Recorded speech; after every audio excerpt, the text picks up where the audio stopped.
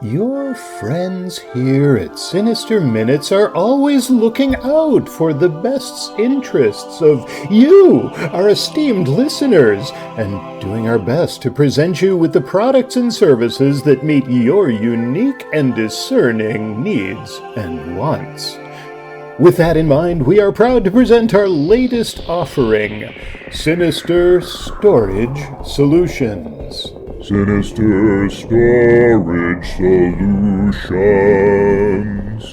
Look, we know there are a million options when it comes to storage, and all of them offer the same old song and dance about making a fresh start or decluttering your life.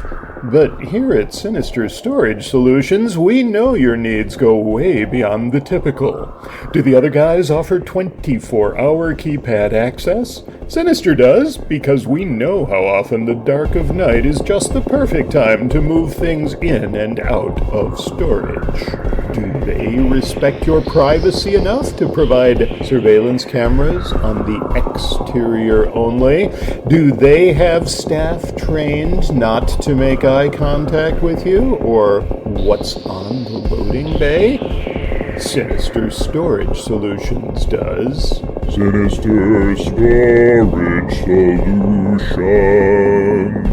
Climate-controlled facilities, because we know how much some things just need to stay preserved. Units ranging in size from 5x5 for smaller matters, up to 20x40 for those situations that just got totally away from you. We've also got a variety of packages with short-term leases available for just a few days until things quiet down, or yearly plans for those items that just aren't ever going anywhere. Don't take our word for it.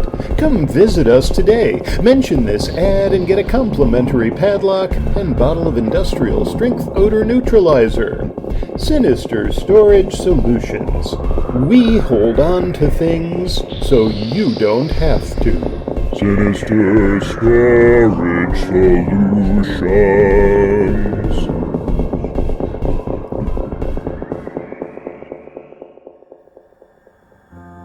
Content featured on the Sinister Minutes podcast can get pretty dark, but you know what? We expect our listeners to deal with that. Whatever triggers you, whatever your phobias, we're gonna delve in.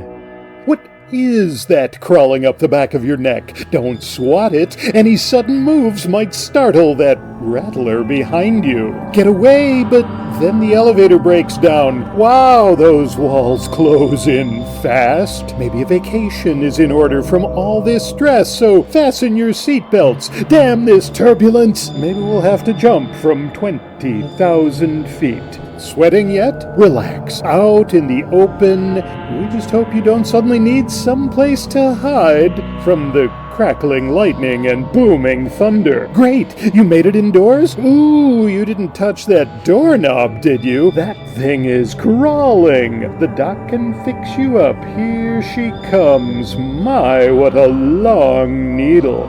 That's gonna hurt.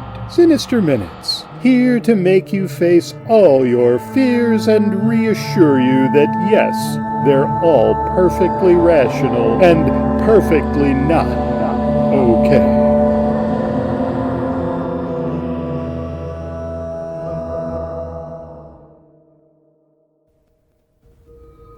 Got a minute or two?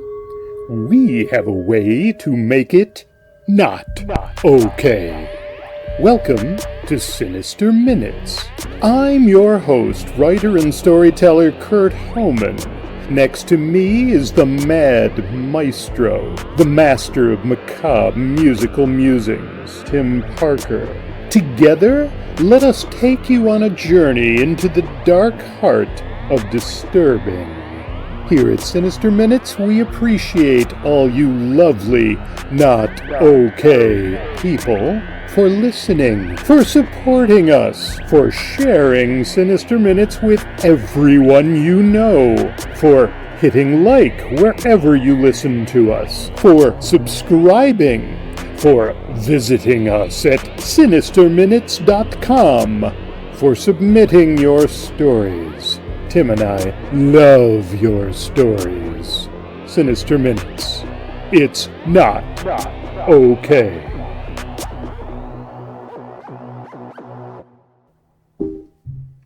Welcome to the first episode of Sinister Minutes Season 3.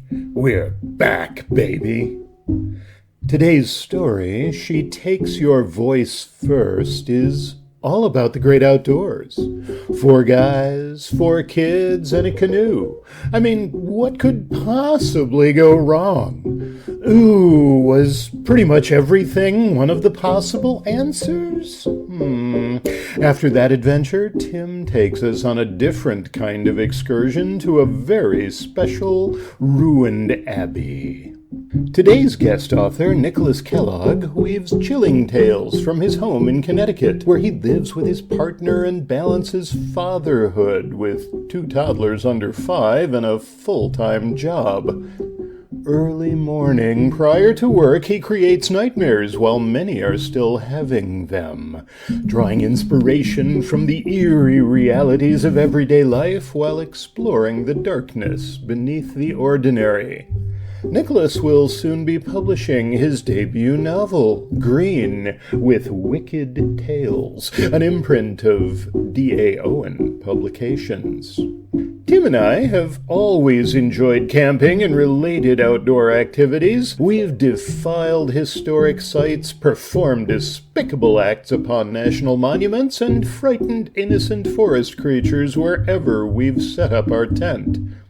It's become a badge of honor to be thrown out of wild and natural spaces for our wild and unnatural acts, all part of our relentless pursuit of all things weird and not okay.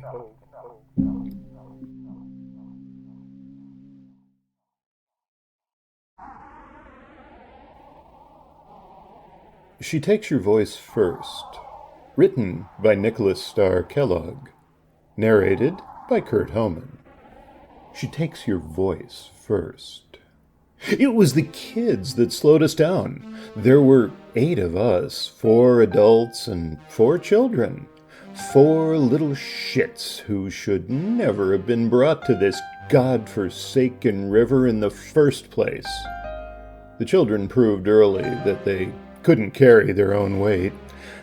They couldn't handle the trials of the forest, or the river, or the woman who dwelled within. The trip seemed doable when Thatcher first asked me to tag along. A family-friendly excursion down Moose River, located in the desolate wilds of northern Maine. I don't have any children of my own, thank fucking Christ I don't. The worst thing Thatcher told us we'd have to worry about were the mosquitoes and black flies. They've left their welts, but they sure as shit couldn't hold a candle to the woman lurking under the river.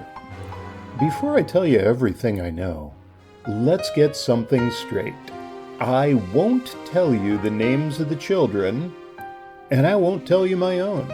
I've changed the 4 boys' names into colors because it's easier for me. Don't ask.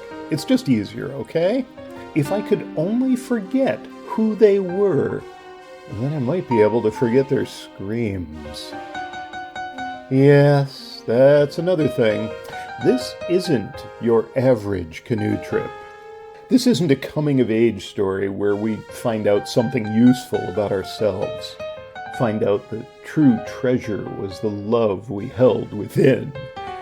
Those children's stories have already ended, unfortunately. They will never have the opportunity to age like the trees that surround us.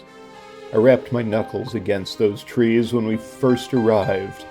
They were hollow, as if some insect had used its tongue to suck out the pulp. Those children's flowers had yet to bloom before we entered the mouth of the river.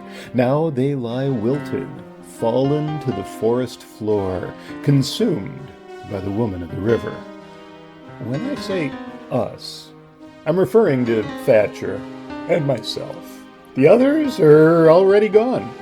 they've been gone for a while now. Thatcher, the father of Red, Jonesy, the father of Yellow and Green, and of course Bert, the father of Blue. When we first felt something under the water, or movement along the perimeter of the trees, Bert said he would protect us, and there was nothing to worry about.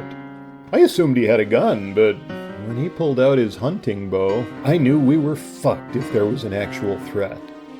I was given a ticket on the first night. A ticket from the woman who rose from the depths when we finally stopped our lollygagging and fell into our blissful, silent slumbers. You can really hear everything out in the middle of nowhere. Footsteps, whispers, and even a slither if you're a light sleeper. Her wet body bumped my own in the dead of night. Her outer shell rubbed my back as she slithered by. I first thought it was only my imagination.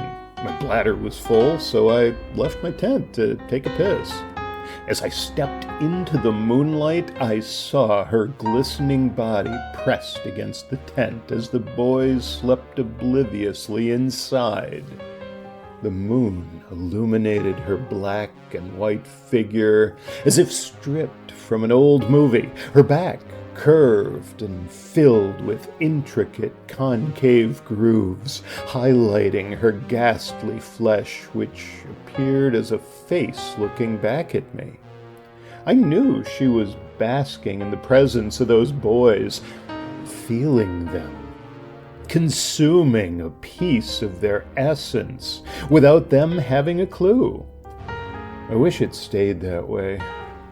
I really do. She turned and spotted me. Before I was able to scream and alert the others, I blinked and suddenly I couldn't make a sound. My voice was somehow gone. Her cadaverous face was pressed against my own, pushing the screams that had been taken from me and cramming them down until they pulverized my heart. Her teeth, the color of obsidian, and her breath, the smell of decomposing fish guts. I looked into those black marbles and recognized something that was greater than me. Her whispers wrapped their tentacles around my ears like a cunning riddle, and it was my own voice that she used to communicate. It was mine. She takes your voice first. That night, Blue was taken below the water. I am the only one that knows of the boy's fate. The only one so far, I suppose. She didn't let him scream. I woke up to the sound of Bert and the children's screams. It was shortly after we heard Blue's tortured pleas begin to reverberate from deep within the forest. He asked his father to save him. He didn't just ask, he begged. Bert darted off into that thick forest canopy, determined to find his child. We tried to follow, but were left behind. I haven't seen him since, and I doubt his son was what was waiting for him out there. I know the truth. With Bert and Blue gone, we pressed forward and tried to finish the trip. We left their canoe and bags in the dirt. We tried to pick up the children's slack, dispel their lack of urgency, but it was no use. Children are weak, and they make their fathers weaker. The children just couldn't comprehend the direness of our situation. Unfortunately, despite our best efforts, it was a 3-day trip, and it stayed a 3-day trip. That night, she came to me again. She gave me the ticket, and it was time for her to punch the stub again. We divvied up the sleeping shifts, played it safe, made sure the children remained unmolested by whatever had taken Blue the night before. When it was my turn, I felt her wrap a boneless appendage around my ankle, and she spoke to me once more with my own cadence. I couldn't help but listen to myself. I closed my eyes so I wouldn't have to listen to the initial taking. I wish she took my ears rather than my voice. It would have made things so much easier. When I finally opened my eyes, it was morning. I was startled awake by the screams of men, Jonesy and Thatcher. The children's tent was wiped off the bank where it had been placed the night before, vanished into thin air. I know it's in the river, and if Thatcher and Jonesy knew as well, I wonder if they'd have submerged themselves and searched for their lost sons. After the fathers had a good cry, the voices of their kin were conjured for them, the same as they had been heard by Bert on day one. I watched the fathers shriek as they contemplated following their sons' stolen tongues into the forest, but in the end, Jonesy decided to take the easy way out. He cracked first. He took one of Bert's arrows and lodged it deep into his jugular. Thatcher and I tried, yet failed to stop his final self-mutilating act. I think, in some ways, it's better that Jonesy didn't let her have his voice. It's almost like he took something from her. I watched the dark scarlet ichor pour from his body and form a crimson twister at a small dip in the bank of the river. The river was feeding on his body. I wonder if it will have the pleasure of feeding on mine soon. Here we are, Thatcher and I, rowing the final canoe. We didn't bother packing a tent or taking any of our provisions. 2 men, 2 oars, and a river that must lead somewhere. I can hear those children talking with their fathers on the riverside. It's late. There are so many stars dancing across the open black water, the same as the first night I laid my eyes on her. Thatcher is crying, but there's no sound emitting from his throat. We should have made it to the landing by now. Thatcher turned and looked at me. I swear I'm looking into the same black marbles that infected me the first night. His body drooped like the branches of trees that suspend over the water, as if they are perching atop the smile her back manifested. Thatcher cleared his throat and tried speaking, but nothing came out. My friend was distraught, and I wanted to tell him everything will be all right, but I don't know if she'll allow me to do so. I want to tell him the only words I know to be true. I finally open my mouth, but the words that come out are not my own. She flows through me like the river we permanently float down. My voice is Red's. She takes your voice first.